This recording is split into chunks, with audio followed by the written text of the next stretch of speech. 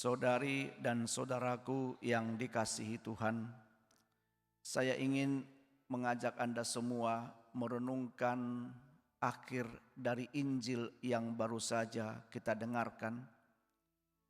Masih banyak hal-hal lain yang diperbuat oleh Yesus.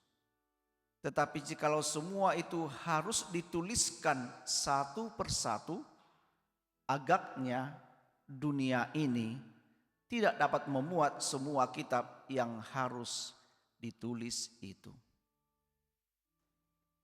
Merenungkan sabda ini sebenarnya kita mau diajarkan bahwa sabda Allah itu dibedakan dengan kitab suci. Kitab suci ialah apa yang tertulis secara eksplisit dalam kitab suci ini.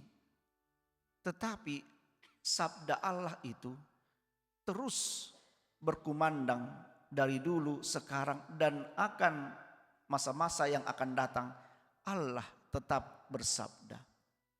Maka memang ketika ada ungkapan mengatakan sola scriptura, hanya kitab suci sumber iman, untuk kita orang-orang Katolik sangat tidak tepat.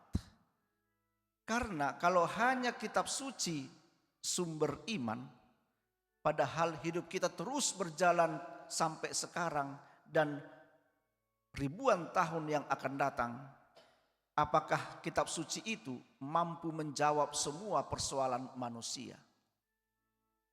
Sabda Allah yang harus menjawab semua persoalan manusia di sepanjang perjalanan hidup manusia. Tapi sabda Allah itu bisa berbicara melalui kitab suci, bisa berbicara melalui tradisi suci, tapi juga sabda Allah itu bisa berbicara melalui ajaran magisterium Gereja Katolik yang mengajar pada saat kini dan di sini.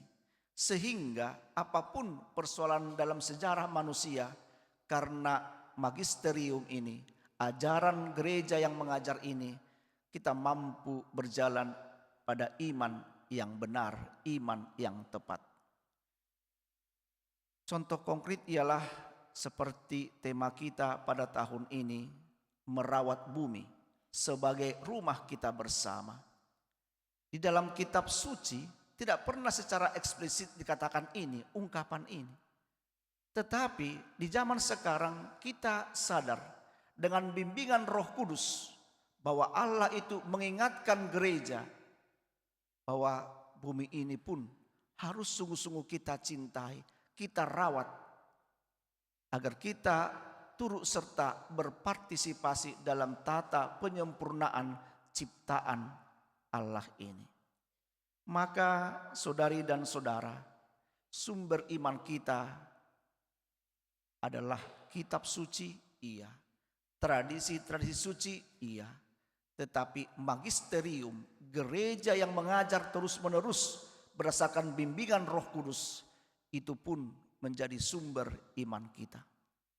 Maka menjadi orang Katolik itu memiliki sumber iman yang sangat kaya.